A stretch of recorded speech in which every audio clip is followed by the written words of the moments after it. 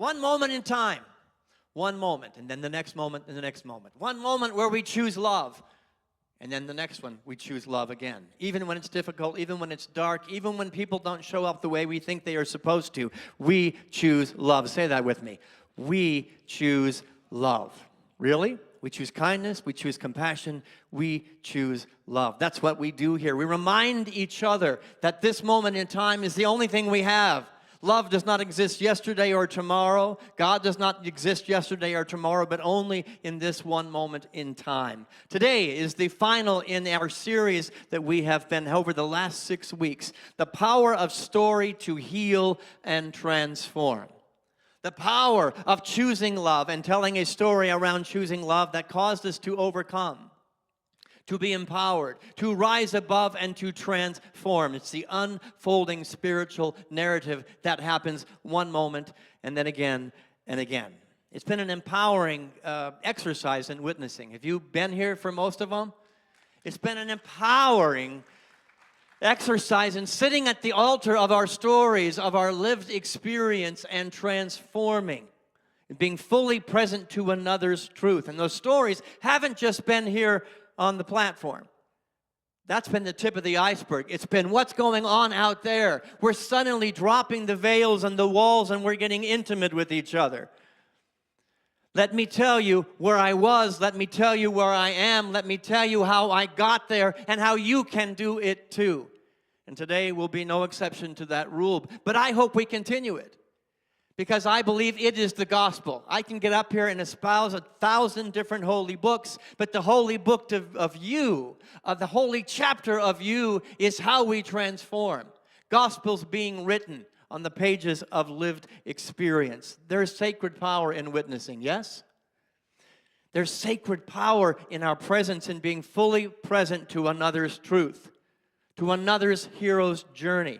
We open our hearts to listen deeply, to love boldly, and yes, it has been for every one of the people that's been here in this chair to risk openly. And to know that ministry doesn't have to come refined or in a perfect package, but it is ministry, because I want my life to empower your life in this moment in time in such a way that there's more of you as there is more of me.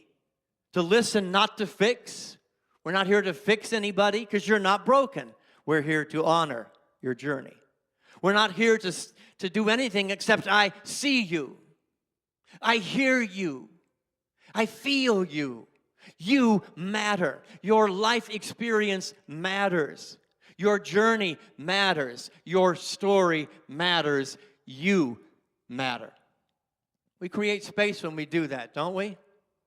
And it may not look like every other church on the planet. I don't care, because what's happening here is healing, and it is transformative.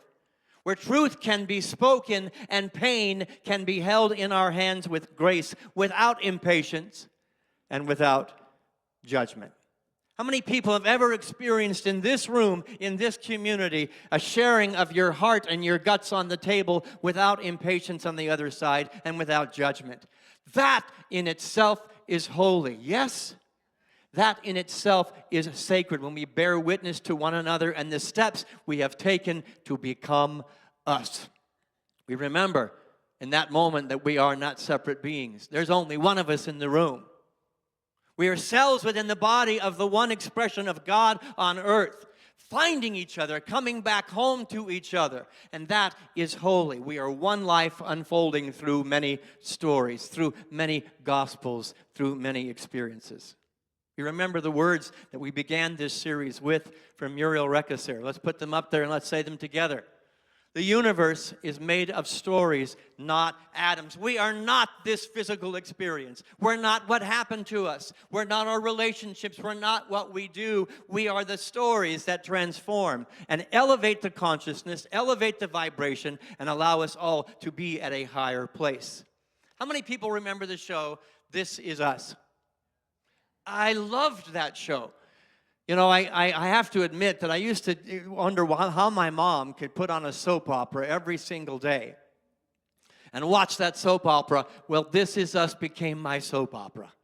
True confessions. I rushed home Whenever that was on, I think it was Wednesday night, I rushed home because I was invested in the people and the characters. They weren't even real people. They were actors putting on a show, but I would cry, I would weep, I would celebrate, I would smile, and I would rush to the TV set to be invested in the lives of people, in particular, Randall.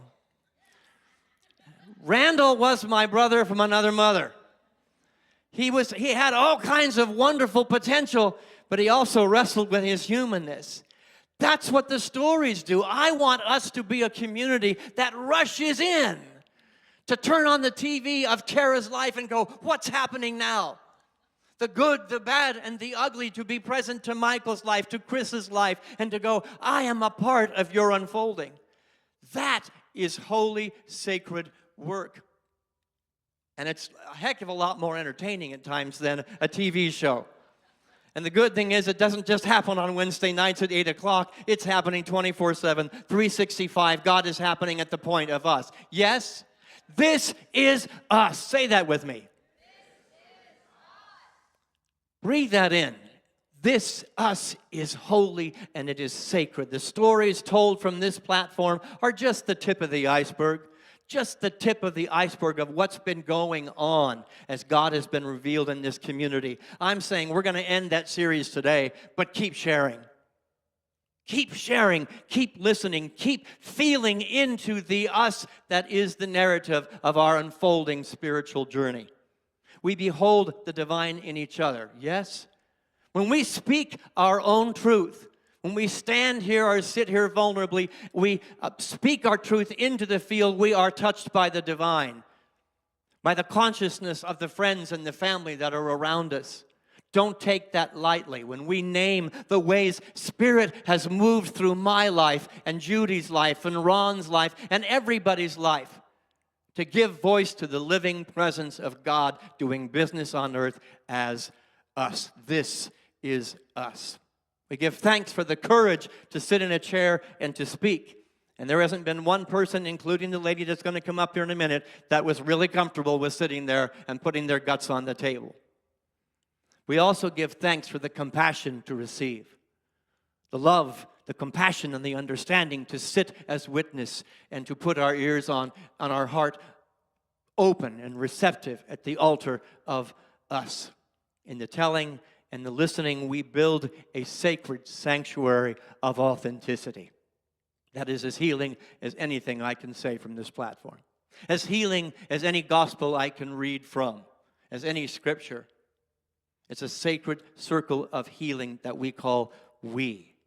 We witness each other in love. We witness each other, our good, our bad, and all of everything in between. That's all we can ask of ourselves here.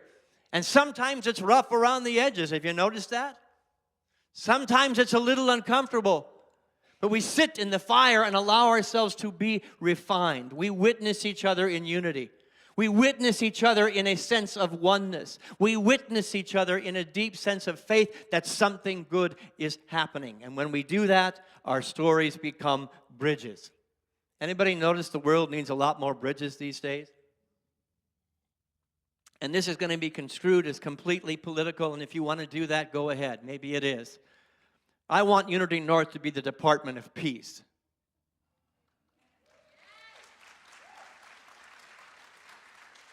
I want this community to be the department of compassion, of understanding, of peace, of forgiveness, of love, and all that is good and holy.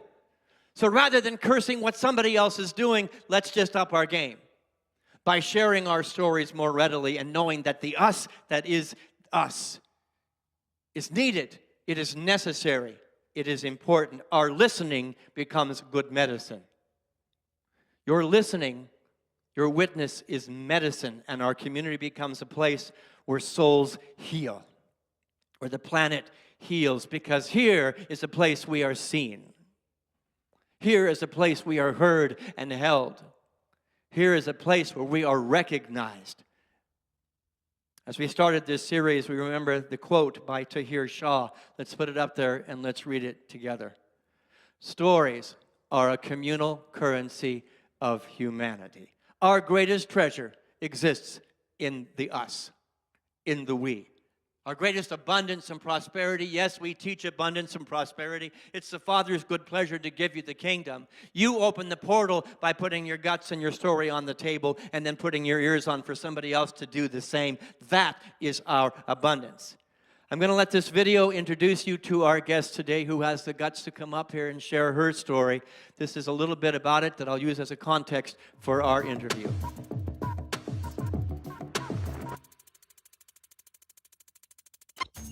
I was very independent as a child. At the young age of 7, I was an equestrian and I rode horses, and my horse Jarful dug a hole of the front door of the stall.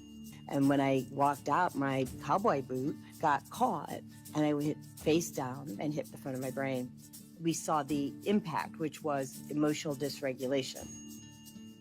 And so I spent my lifetime understanding emotions, behaviors. I became very observant. Why are people feeling the way that they feel? And I was very intuitive. I understood natural health. I was a bodybuilder. I was benching 185. But it wasn't until I was 50 years old that I really understood really innately who I was, because I had all these signals from childhood up until that time that I, of course, like everybody else, ignored. Shortly after both parents had passed 18 months apart, I went on disability. I was sleeping on the couch, couldn't move, I was sedentary. I ended up with 54 chronic conditions at the end of the game. And they started coming in and being my guides. It's your innate ability, it's your divine right to hear God, Spirit, Source Energy, Jesus. You choose. Your higher power is love. Everything's rooted in love. I use plant and energy-based healing, from poisonous pills to plants and prayers, because that's what we all have to do if we want to live our best life. We're here to reframe mental health for the world. If you have a diagnosis or label as bipolar, schizophrenia, narcissistic, Alzheimer's, what I'm here to tell you is all those things are just labels that the Western Medical Club uses to create a revenue stream. I'm here to give you another option. We help that dark energy find the light. And I created this concept called the place of peace. It's a quick and easy way to bring yourself back into balance using nature's goodness, using God's goodness, divine's goodness. Because life is a lesson. When we can become self-aware about what it is that we're doing, how we're being perceived, life becomes beautiful. The single most important thing is forgiving yourself and forgiving others, because they are doing the best they can. You're doing the best you can at any point in time. We're all on the journey. Please welcome to the platform Reverend Jodi Suson.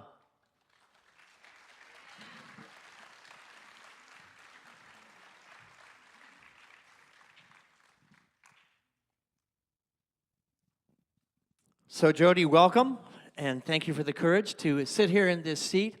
Jodi teaches a lot around the planet, and I wanted to ask her to start in "This is where I was," to spend time. And she says she wants to go quickly to where she is now. But I would like you, Jodi, to talk about the brain damage that you had and the results of your life as a very young child that you had to experience. So thank you, and thank you everybody for being here today. So one of the things you said was risk, openly, right? And I played a little small this morning, so I'll play out. It's difficult to say what I'm going to tell you. So if you're sensitive like I am, put a suit of armoire around you. Not armor, but armoire, love. So because of that fall, I damaged the prefrontal cortex of the brain, which is your executive center. So that's what runs your show. But I also damaged the occipital lobe, right? Because you hit the front, it gets the back, right? And so I didn't understand why I couldn't read. And words were jumping all over the page. And I have a family of brilliant siblings. And I mean, really smart. And my dad's looking at me going, really? Like, what happened to number 4? Because they thought I could only be the entertainer, right? Like, just be silly. And because of being told that I could only be the entertainer and being dismissed for bringing joy, which, as I was telling Lorelai earlier today, that's what my last name means. In Hebrew, it means joy. And I lost it. So you have a child that has this desire to bring joy, but you cannot read. What were the labels that you as a child had to deal with? And I made notes this time. So I was labeled stupid, right? So I can't read. I'm in the 3rd grade, and I have a letter from Miss Wallishin, my teacher, who said to my mom and dad, you know, she's finally learning to write complete sentences. And by any standard in the 3rd grade, I should be able to do that. My best friend Renee sat me down and showed me where to put commas, semicolons, parentheses, and things of that nature. She took me aside and helped me. The label was also, I was mentally ill. The misdiagnosis was bipolar disorder and schizophrenia because I fell down, I tore my rotator cuff, and they said the pain was all in my head. And then they would not do any diagnostics. I begged for diagnostics. They said no. And they sent me to a psychiatrist. Now, my boyfriend had just died from cancer. He was 29. How many years did you have to deal with this kind of labeling and pain? All my life. I mean, until I turned 50. So I didn't think I was smart until I was 55. I'm going to be 62 next month. So, yeah, I'm happy to be living. Like, that's an accomplishment. So you mentioned in the video emotional dysregulation. What does that mean, and what were the consequences of that experience? Okay, so for one, I couldn't have a conversation with anyone without creating a fight or an argument. Oh, wow, the list is long. So, you know, I'd be throwing, I don't know if my sister's here, she was gonna show, but we got in a fight one day, and I took I was born Jewish before so we had bagels, and it was frozen. Yeah, I threw it. If you've ever been hit by a frozen bagel, it's not so good. So, just gonna say. I would, here's the thing, I wasn't listening. You ever with somebody and you're speaking to them and you know they're not there? Right, because I wasn't there. And we didn't talk about this morning. I had a fracture, not only did I hit my brain, but I had a fractured heart and a fractured soul. And because I had a fractured heart and a fractured soul, I was out of body. So I wasn't present in my own body, which means I didn't remember much of anything I said or did. And so if you would say something to me, a nanosecond later, I have no clue what you said, which is why I probably couldn't read or anything else. Can you speak a little bit about how that showed up in your family life in regards to your brother, your siblings, your parents, your father? So it was a war zone. That's how I've always categorized it. So this one's going to be a little bit difficult. I'm just going to tell you, I send a lot of grace to my father and to my brother for what they did for my ascension. And my dad grew up without a dad, so he didn't have a model for what dads look like. And so Tuesdays, to make sure that we were in line for the rest of the week, we all got hit with a belt. That started at age 4. Dick, can I ask, and I know this is really difficult, and you want to rush to the good love that you offer your dad, but I want to camp in that because everyone in this room right here has felt judged and labeled and abused because you were dealing with a certain condition. Would you label what happened in your home, certainly as physical abuse, but with your challenges, with the inability to process that emotion and to even read, that you were in an abusive environment? All day. So, and physical abuse and verbal abuse are equally damaging. So I had to learn how to tame my tongue. And because when I realized how mean I'd become, I had learned how to fight. I had learned how to be a warrior. I had learned how to attack somebody before listening to somebody. How many people in this room have learned that same lesson? Gone through that same experience? I will hurt you before you hurt me. That story connects us. We all have at some level. Speak a little bit more about that. So I made a cake. I write about this in more detail in the book. I had someone I was dating. I was 21 years old. I make a cake, and I put a label on the cake, a card, because it was a birthday present for the guy I was dating. And my brother came down and ate the cake. Yeah, I was kind of mad. So we kind of got in a fight.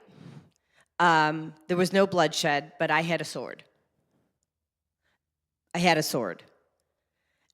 We got rid of the sword, and he strangled me, threw me across the room 10 feet, and the left hip hit the corner of a very sharp table, which rendered me unable to walk.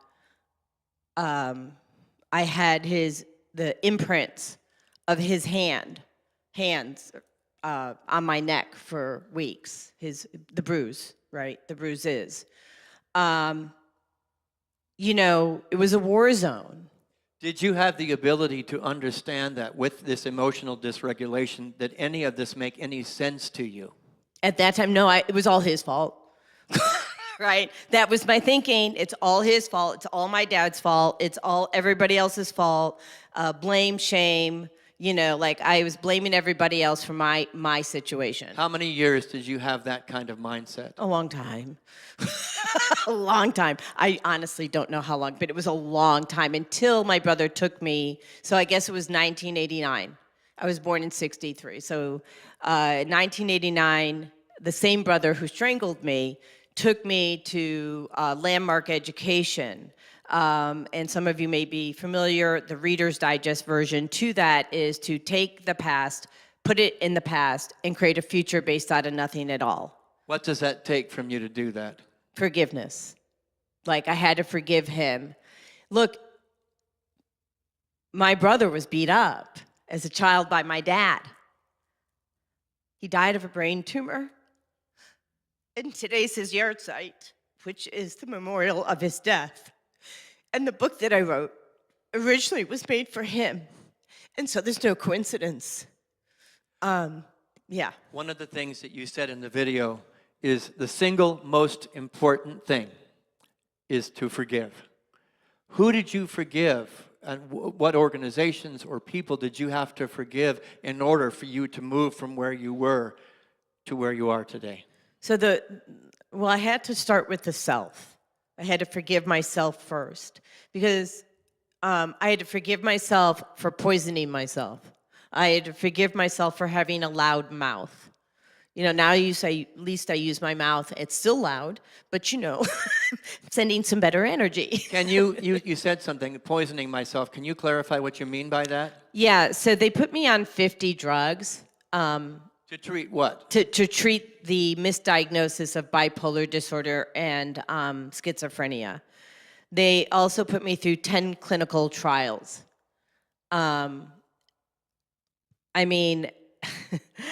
The system's pretty interesting, right, to say the least. It is interesting, but you said, Jodi, you had to forgive yourself for taking the medicine. Well, yeah. So the doctor prescribed it, but I bought it, I opened the cap, I put it in my mouth, and I took it down. So I'm eventually 100% accountable for the action. I could have said no. But then they wouldn't be able to reframe mental health for the world today. So, So what does it take from a human being who had every right to be a victim in the journey? I can say I maybe forgive the medical community, but the first thing you said was forgive myself. What does that take from a human being?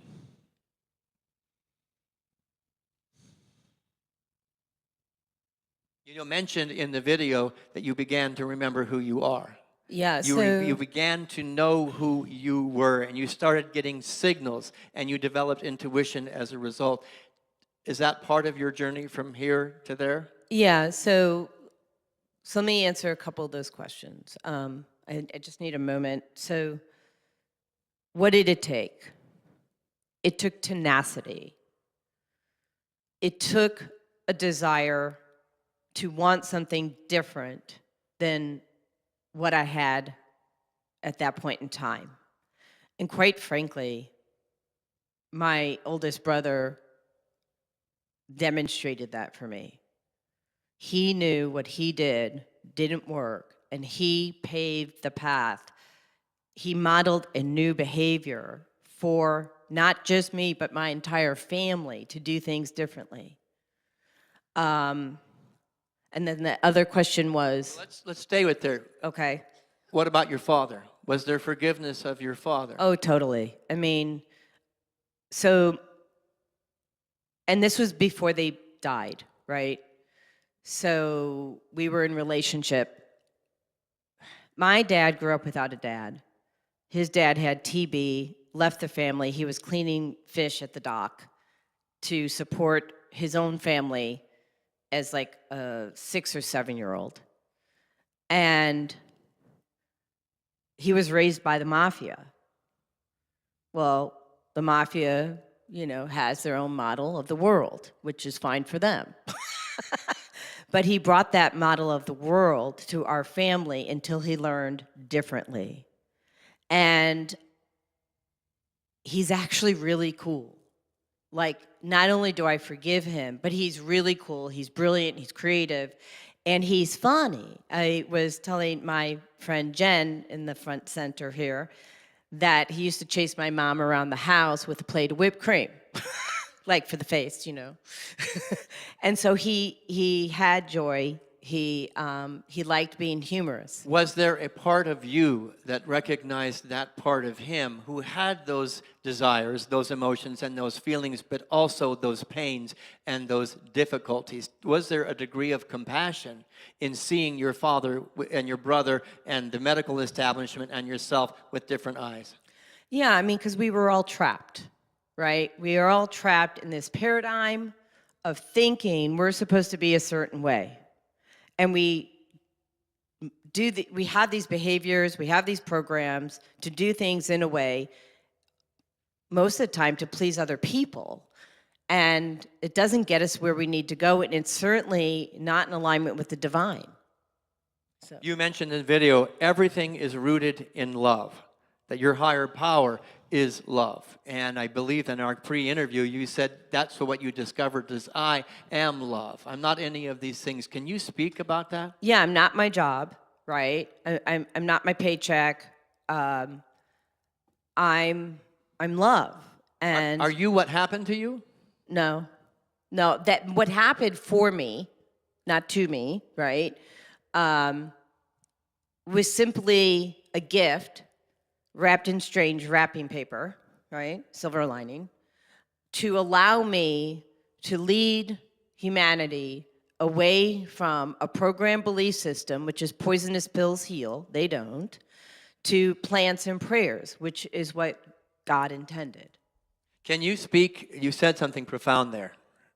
This isn't what happened to me. Mm-hmm. This is what happened for me. Yeah, so my model of the world says this. We come down here, we make agreements before we even come down to Earth School. And we agree to who our parents are going to be, our siblings, and the list is long. And this happened for not only my ascension to become more self-aware and understand who I am. But that's so I could lead humanity to better understand who you are, the love that you are. How many years did it take you to get to that awareness? Well, when my dad died, August 10th, 2012, he came to me and said, people tell you who they are, it's up to you to listen. And that's when I really understood that these messages were not false. See, I had been getting messages from the universe since I was a child. I mean, since I can never remember. Would you call that your intuition? Yeah, it's your intuition. It's hearing your higher self, higher power, and yes, intuition. But the thing is, I dismissed myself, and then when they put me on all the drugs, I'm like, I'm certainly not going to tell them now. They're not going to let me out of the hospital, right? So can I contextualize this that you were tapping into higher dimensions and vibrations and truths and spirits, that it was labeled mentally ill, something's broken, something's wrong, you should not be doing this. And so let's drug you up and mask it.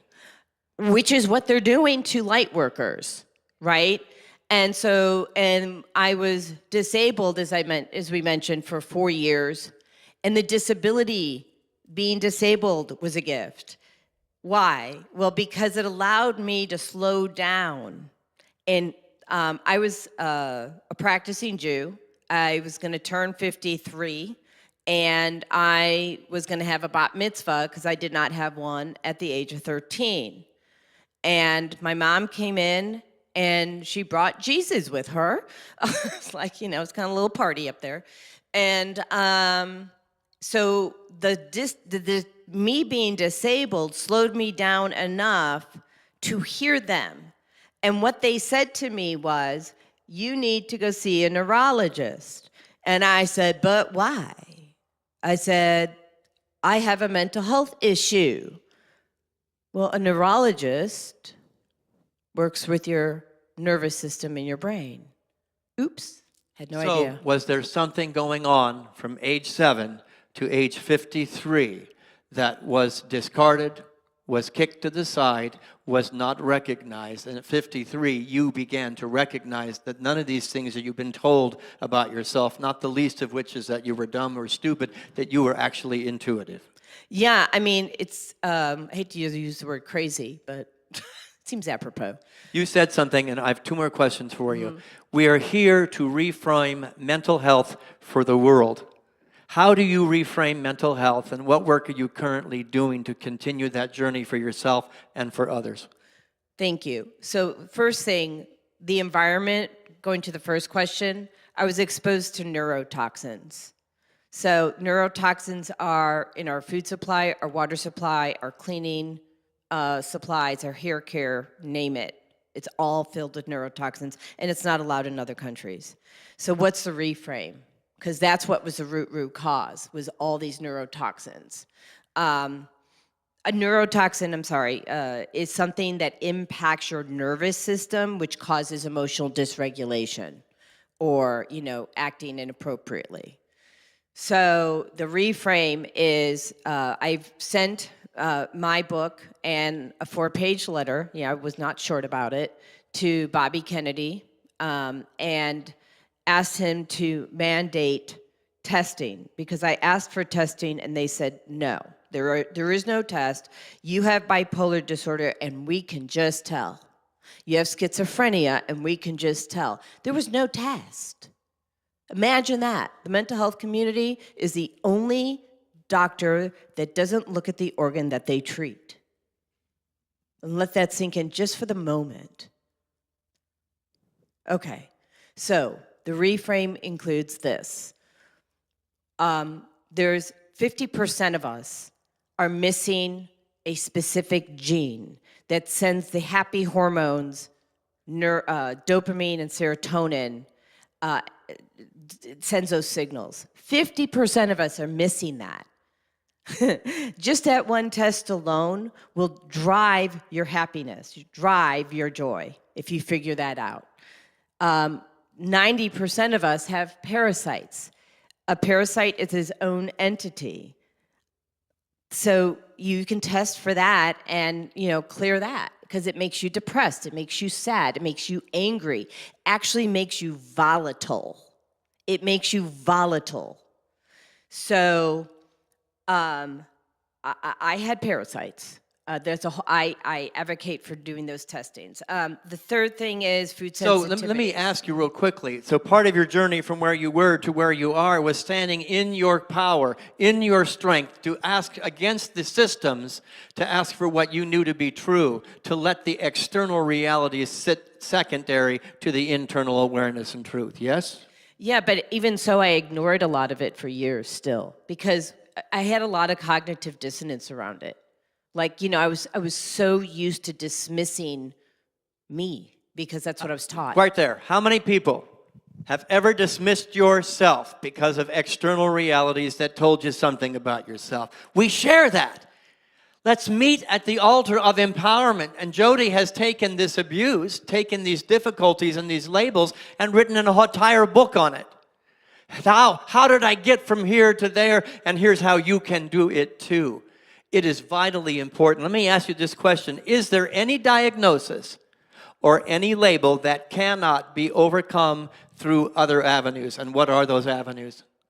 So my belief system is everything can be healed with plants and prayers. Our belief system will drive our outcomes. So if you believe you cannot do something, you are right. But if you believe you can do something, you are right. That's the work that we do here. That's the storytelling that we do here. Last question. What is the most important thing in your story, in your life, for this congregation to teach us? The most important thing. I'm still going to give you 3. Sorry. Go quick, because we're running out of time. Okay. So number 1, forgiveness, right? We have to forgive people. We can't take what other people are doing personally. We like to be offended, but the truth of the matter is people are just running a program, and so we have to pause and shift our thinking when you catch yourself going into that mode, and lead with love. And so, don't personalize what people are doing. Forgive them. Lead with love. And if you can't lead with love, which there have been days I couldn't, I asked God to do it for me. So I gave it to a higher power. It sounds like a pretty good recipe, a pretty good prescription for going from where you are to where you can be. Lead with love. Lead with forgiveness. And I think you said a number of times in our pre-interview, people are doing the best that they can at any given moment. I want to thank you for doing the best that you can and being the final story that we shared from this platform. Thank you. Will you please give me a round of applause for Reverend Jodi Suson? Thank you.